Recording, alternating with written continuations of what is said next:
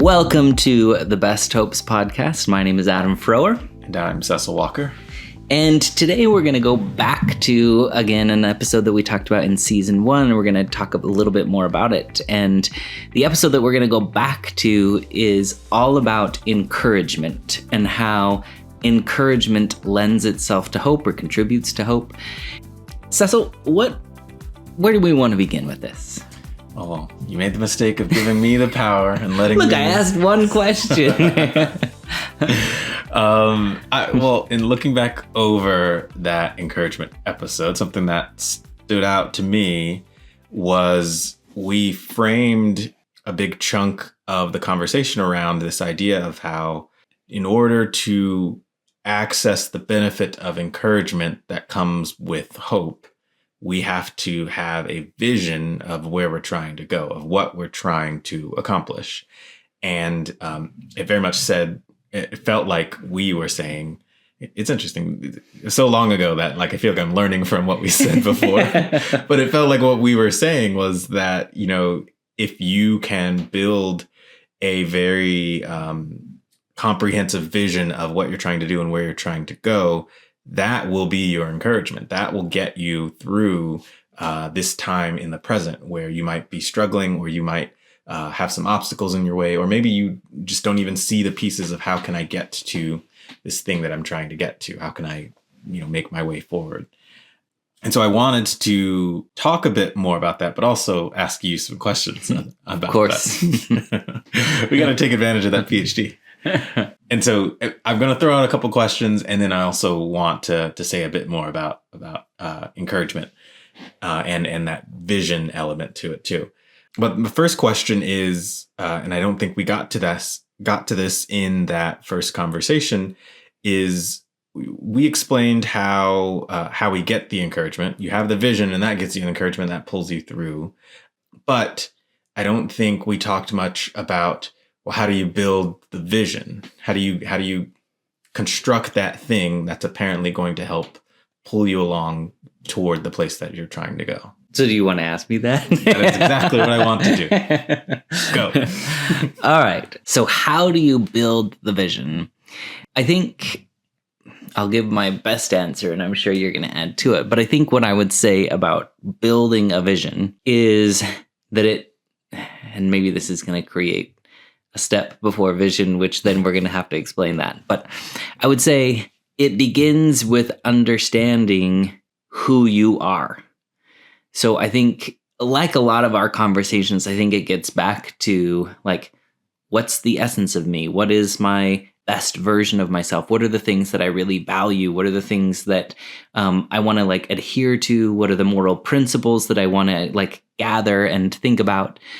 And so when you get really well acquainted with yourself, and when you know this is the kind of person I want to be, mm-hmm.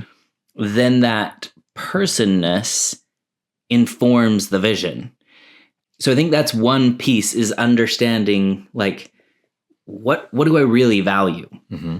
I think there's another piece of maybe what I'll call self-assessment, which comes down to an honest evaluation of what talents do I have? What skills do I have? Where can I kind of utilize my strengths?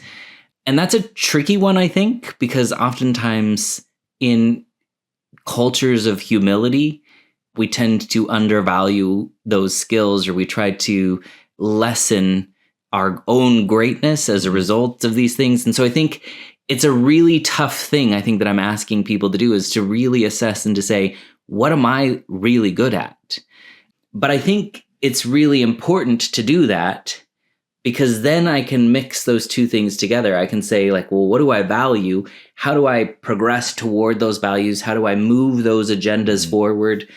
If I value, honesty, if I value being kind, if I value compassion, then I have to really be thinking, okay, so what do I bring to the table that could push those agendas forward? How could kindness begin with me, spread through the world? Are there initiatives that I want to be a part of? Are there groups that I think I want to align with because they're promoting an agenda that I get on board with, and I have something to contribute to those groups or organizations.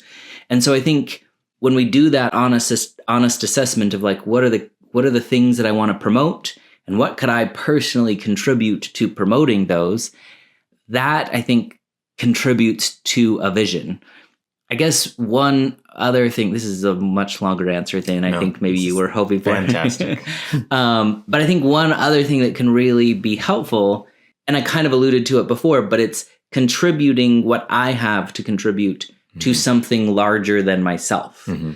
I think oftentimes groups come together to say, let's achieve this dream, let's achieve this vision. And so I think sometimes if I contribute my strengths and skills and abilities and other people do too, then all of a sudden we have this really valuable bank of resources that can help facilitate a vision that we've created. I think as well, some people in that group might just be really good creative thinkers. They might be the people who hold the vision that then I can get on board with, that I can say, that's a vision that I can support. Maybe I am that person who's good at holding a vision, but I'm not very good at like executing a vision. But when I get into a group of people, then all of a sudden there's all these executors that then we can push an agenda forward. And so I think those are maybe basic things. I would say like an honest assessment and kind of gathering people that support a vision that you want to support. I wasn't even planning to say what I'm about to say, but what you said about values prompted this thought in my mind. And you said, your vision probably speaks to the values that you have, something important. And maybe that's a good place to start too, is what do I value? And that could give me, where I'm trying to go. And that made me think of, on that level of what's important to you, your vision could even come from what do you feel like you need now here in the place where you are. And that speaks kind of to, what happens in therapy with us sometimes is, I'm in a depressed place and I feel like I need happiness or I need purpose in my life. I'm in a lonely place and I feel like I need relationships. I need meaningful connection. But even if we think of, really famous people, like historically known people, a lot of times what they accomplished came out of what they needed or what their community needed or what their, their nation needed, something like that. It was if famous civil rights leaders were obviously fighting for the rights that were missing. Oftentimes you'll hear athletes or like, really successful people say, I had to become successful because I needed to pull my family out of poverty or out of whatever bad conditions we were in. It just occurred to me from what you said, like how the needs of your present can create the vision or contribute to the vision of, I really don't like being here. We can't sustain being here. So I need to get over there. And that now starts to paint the picture of the vision of where you're trying to go and what you're trying to accomplish. Yeah, I think that's a really beautiful way to summarize that. And it makes me think of a question couched in this idea of encouragement. In essence, what we just set up is like needs oftentimes translate to the encouragement that I need that then leads me toward this hoped for vision. I guess my question is that the only pathway to encouragement, or are there other pathways beyond just like, well, we need this? I don't think it's the only, but I do think it is very powerful when you feel, I mean, just that sentence alone, I need this, feels like it gives you a strain of no matter what, I'm going to keep working at this, fighting for this, dealing with whatever I need to deal with because I need to. I don't feel like I have other choice, maybe. But I do think encouragement can come from other places, other ways, maybe even from seeing the progress that you're making. That gives you a bit of encouragement. So instead of looking forward to a vision, you're looking backward at like, here's what I've been through. Here's what I've accomplished. Here's difficult things I've already overcome. Here's evidence I've seen from myself. Maybe that gives you encouragement. Maybe how other people view you gives you encouragement. You get to draw on what other people already think about you so you can kind of feel a sense of what can I think about myself then?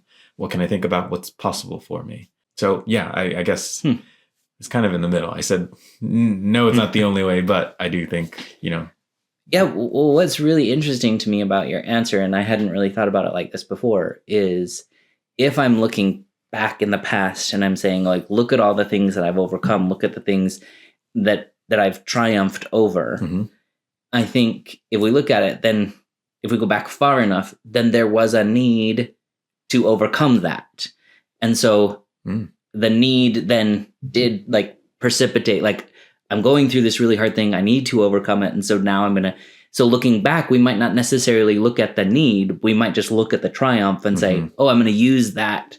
And then similarly, when you were talking about like coming together with people and you were saying like, other people might look at me and say, oh, look at all of the great things about you. In some sense, again, maybe this is too far of a stretch, but in some sense, I think people look at others as a source of inspiration, as a source of hope, as a like, you're an amazing thing, in some sense, because they need motivation, they need encouragement, they need, and so they might be looking at a symbol and saying, we need what you've got.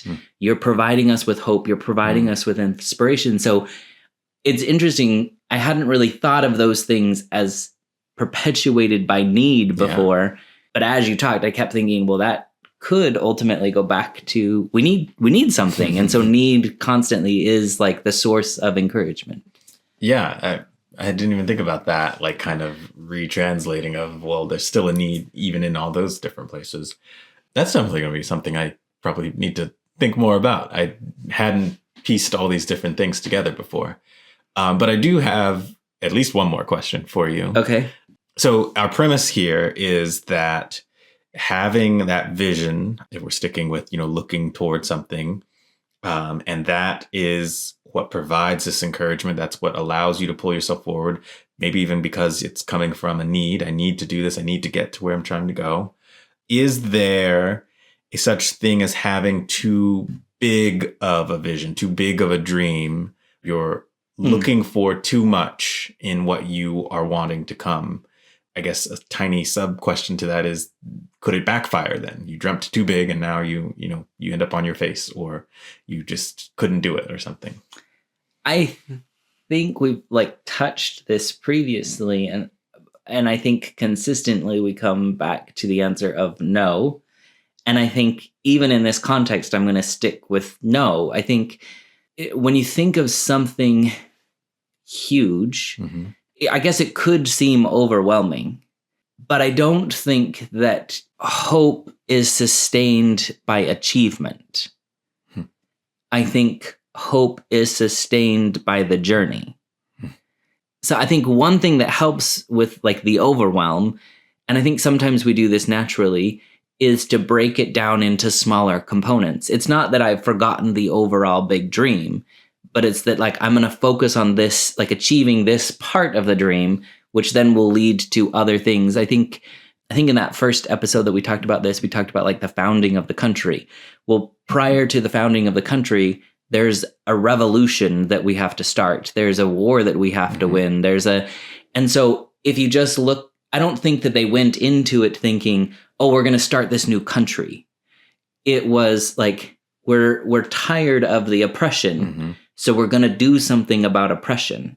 And so I think when we hold on to, we value in that sense, if we go back to need, we need freedom. We need autonomy. We need self-governance. I don't think anyone at that point was saying like, we need a new country. It was just like, we need a bit more freedom than we've got. And so we fight for that freedom. And then over time, the vision expands. Well, now that we've secured this sense of freedom, we have to put some boundaries around it a bit to like say, okay, when do we not intrude on the freedoms of other people? And so now we set up a Congress to say, so I think vision might begin with, we need a whole country, but I think oftentimes it doesn't. I think our vision can be the first part. And then once we achieve that, then we're like, oh, well, now we need something else. They didn't know that they needed parameters on freedom until they had achieved freedom. And so I think a good hope is something that is indefinite, that we're constantly moving toward, and we can achieve parts of it, but then we realize, oh, there's something actually even beyond that. I think one of the things in our clinical work that often comes up is we say, like, you got to get somebody's desired outcome. You got to get their very best hopes. You got to get like what they want out of this. And regularly people say, well, how do you know when you got a good best hopes? And what I've started saying now is, you got a good best hopes when it is something that is indefinite. If I know happiness is a good desired outcome because I can get a bit of happiness in a relationship, but there's still room for happiness in broader family life. There's still happiness at work. There's happiness is ever ongoing. Same with confidence. I can gain a bit of confidence maybe in public speaking, but there's still confidence that could be had in other areas of my life. And so I think that's the same thing with this vision is I don't think you could ever dream too big, because I think when we achieve something, hopefully the vision keeps getting bigger. And so, no, I think we should dream as big as we possibly can dream. Yeah. I don't know why I wasn't expecting that part to the answer. I agree, actually, 100% obviously with all of this, but I wasn't expecting the part of no, a dream can't be too big.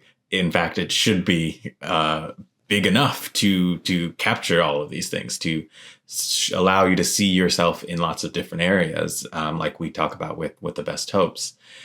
And I think that same idea is what I think drove a lot of people who were able to kind of accomplish, these things that we think of when we think of the most successful people, in history in the world. And one of those people is Walt Disney, who is like a household name and whose, legacy, Disney like basically owns all entertainment True. in the world, basically. They're a movie giant, a TV giant, a news giant. Disney owns ABC News and it owns Fox Entertainment and all of these things. It's everywhere, including theme parks too. It's even in music. It's in Broadway plays. Now too, like in downtowns and shopping centers and it's everywhere. All the things that kind of spring off of that. But it started with obviously this one man who actually wasn't seen as like, oh, what a great visionary. He's going to be very successful. He was seen as that guy obviously is dreaming too big. That guy obviously thinks too highly of the things that he wants to accomplish, or maybe too highly of himself for being able to accomplish those things. And his philosophy on it was, if you can dream it, then it is possible. So he's very much on board with exactly what you're saying. There is no too big. If it pops into your head and you can imagine it and even more specifically detail it, then that thing is possible. Whether that meant like the cartoons and things that he's working on, or even just whatever big picture things he wants to accomplish. And he went from being very much doubted by a lot of people around him, so much so that he couldn't find funding for, a lot of his early projects. It was hard to find funding for Disneyland. It's hard to find funding for the early movies like Snow White. He even, like, one of his first creations, I forget the name of what it was, some cartoon that was like predecessor to, Mickey Mouse or something, got a bit of success, but ended up being stolen by someone else, like some other company, like took the rights for it. And so like the only spark that he had kind of was ripped away from him. And one of his early ideas was that you could make a full movie, a feature-length film that was totally animated, which before that had never really happened. It was all like, people and human stories happening on screen. And he had this idea that you could make a whole long cartoon that was a movie. And people thought that that was stupid and that was far-fetched. And who's going to watch that? Who would care about that? Modern times now, we know those are the ones that are going to make the most money. And in fact, Disney seems to own most of the top grossing movies at the box office. But his first idea for proving that wrong was Snow White. And we see how big and successful Snow White became. But I think his entire career kind of paints this picture of all I have to do is see what I want, is be able to give some air to this possibility of a thing that I want. And then that's all that I need. That's encouragement enough. That'll pull me through all these things that are getting in my way and pushing back on me, saying that it's not possible. I still can be able to accomplish all of that. I don't have a specific question. I think it's amazing that all the stuff that we were already describing, we've seen it work out already. I mean, everything you said about dreaming big is what inflated his entire life to being the success story that it is. Yeah, I think so many times we've come up to like, is there disappointment in dreaming too big? Mm-hmm. And I think in some sense, I think when disappointment happens, I would say maybe it's important to go back to those foundational things that we started this episode with, of like an honest self-evaluation. Like, is this really something that I value? Is this really something that I want? And clearly Walt Disney valued what he was pursuing, like valued this dream, valued like so much of what he talked about is like a wish and a hope and all of these things. And he truly valued that. And so I think if you experience disappointment, one thing that might need to go back to is like, is this really something that I value? And the other thing, I think, again, going back to those beginning principles of like, do I have the skills necessary to achieve this dream? And if I don't, perhaps I need to develop those skills. So again, I think this encouragement idea is about the process. It's about becoming. And if I experience discouragement, which is obviously the opposite of encouragement, right, then I might need to go back and say, what do I need to develop in order to become this thing? And using Walt Disney as an example, when he began this process, the idea of a full-length feature film that's completely animated was not part of his idea. It was not part of his vision. Once he gets the idea, inevitably, he didn't have the skills. He didn't have what it took in order to achieve that. And so in some sense, you got to go back and say, so now that I've got this vision, now that I see maybe this could happen, who do I need to hire? What would it take to do this? And so you have to build an infrastructure that can support a dream. And so I think, again, going back to those two principles might be really important if you feel like there's discouragement. The other thing I might say about it is, I think really the risk isn't about dreaming too big or having the vision that's too big, but maybe the risk is dreaming too small. If I don't have enough of a vision, if I don't have enough, then perhaps there's not enough to encourage me to pursue it. And so I think the real risk is if I dream too small, maybe I'm never going to be encouraged to act. I'm never going to be encouraged to develop. I'm never going to be encouraged to become something because I'm not holding a vision that's big enough to capture excitement, to build inspiration, to say, if I can really overcome all of this and get that, that's going to feel amazing. I think maybe the risk is actually dreaming too little. I would totally agree. And maybe this is the last thing that I'll ask you about. You've said so many things, and I want to speak on those things and also get in this last thing. I really liked. I'll wait patiently. I really liked what you said. You said this earlier, and then you just spoke to it again just now. That hope isn't, dependent on what you achieve. It's not. That's not where it comes from. That's not even where it's active. That it's more about the journey. It's more about the path that, the becoming thing that you're doing. And I'm really interested in, well, what happens in that space where you have this vision, you've now reoriented yourself to, here's the place I'm trying to get to, here's the thing I'm trying to do. And now encouragement starts to come from that. Hope starts to, really do its work. What happens there that seems to make such a big positive difference for people? And the only thing that, maybe not only thing, but one of the things that comes to mind is, well, you're already now spending your attention on something very, very different than what you would have been spending it on if you had stayed in the place of what I want is not possible, or even not even thinking ahead, just I hate where I am right now. I'm unhappy. This is bad. That's bad. That's bad. All these reasons why it's bad. I'm bad. Here's what this says about me, about my situation, about my fate. But if you enter into the space of where I want to go is somewhere far away from here, somewhere very different. What does that look like? Let me look at the details of that place. And now, how do I connect where I am to that place? When you start to explore that and go into, like you said, the journey of this, you're now, I think, working through things in your head that are an entirely different universe than where your mindset was before. And I think that must be a big part of what starts to make the difference. it's a slight tangent, but it's really relevant. We were just joking with your son this weekend about how he said he wants to get an EGOT. He wants to win an Emmy, a Grammy, an Oscar, and a Tony, and become, one of this list of it's like less than 20 people in the world who have won all of those awards. But he said he was like, he's going to be the person to do it. And not only that, he's going to be the youngest person ever to do it. Yeah. And not only that, he's going to do it in the easiest way possible. Yes. I'm not sure what that was, but the easiest path to it, that's the path he was going to take. He was implying in less than 5 years, just a couple of years, he's going to do it. But what I thought was interesting about that was after he first said that, he did really spend maybe 40 minutes plotting out, how do I get this EGOT now? How do I work on getting the Emmy? How do I get the Grammy? And then the conversations about it kept popping up later on throughout the weekend.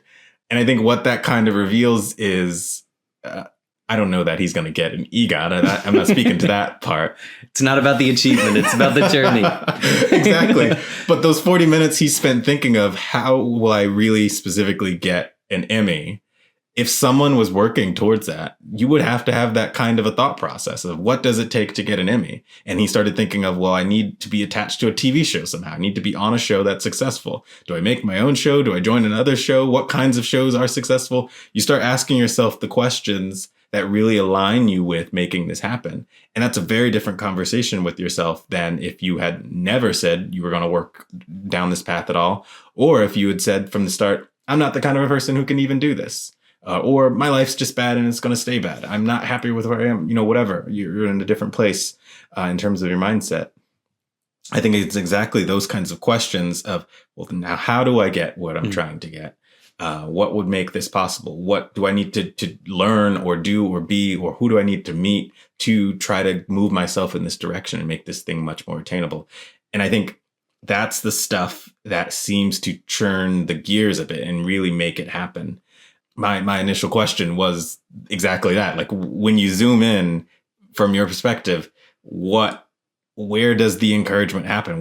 How does that thing make a difference, for people?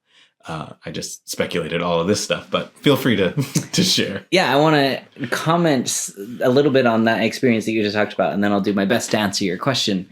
I think one of the other things that stood out to me about that is that his initial excitement was somewhat contagious, right? So we started looking up and learning about EGOTs and what it takes and who has it and how old they were and all those kinds of things. And I think one of the things that we discovered, mostly you, I think, discovered this, was that probably, again, because his goal was to do it easily, right, that the fastest way to do that was to become a songwriter. Mm-hmm. Because songs and music are applicable in all of those different requirements. And so if you could become a really good songwriter, that was probably the most efficient way to get an EGOT. I didn't know that. And I didn't. So I think that initial excitement and that encouragement leads to new revelations, which then also clarifies the vision. His vision was, I want to get an EGOT, whether he's serious about it or not, I'm not sure. But it turns from EGOT into, now I just need to learn how to become a songwriter. Mm-hmm. So it makes that journey a much more achievable process, because now it's just I got to learn how to write good songs. And at some point I need to learn how to get those songs recognized and utilized and whatever. So that big vision actually also gives you encouragement to just start thinking about it, to engage with the idea, and then you get real clarity about it. If he really wanted to become a good songwriter, he might have to read a little bit of poetry or something, which I'm sure he would love. But I think that idea of it kind of goes, it's a two-way street. It's little visions culminate and build up to big visions. Mm-hmm. And big visions, when you engage with them, come down a bit and you realize, oh, I can start with this step, or I can engage in it in this way. And so I think this encouragement can actually go both directions. So that's the comment. I think the other thing that came up as you were talking about, where does the encouragement come into this journey and process? I couldn't help but think about all this conversation and knowledge that we have around like the brain and how the brain works. Yeah. And so much of what we've like circled around is positive emotion. Even this idea of encouragement, if I feel encouraged, it's an emotion, it's a feeling, it's affect that I have. When my brain feels encouragement, when it feels that there's safety in that, there's inspiration in that, there's hope in that, those things, when I feel them, do a lot of other things for my body. Helps my body to relax a bit. Helps to like channel out other things that might distract from that. So now I'm like really like honed in on, oh, this could happen. But we also know that creativity like really expands. So when I feel good, when I feel hope, excitement, encouragement, then all of a sudden this creativity just like starts to grow. The creative parts of my brain just really get fired up. And I start thinking of things that I couldn't have thought of before. That becomes this like upward spiral of like, I catch this, I think about this new thing and then I engage with it. And I'm like, oh my gosh, that could lead to this and that could become this, which just leads back into now I feel more excited. Now I feel more encouragement. Now I'm going to have more opportunities to think outside the box and be more creative. And so I think the beautiful thing about encouragement is all I have to do is like get the faucet started and then it just like reiterates itself. It just feeds back into itself.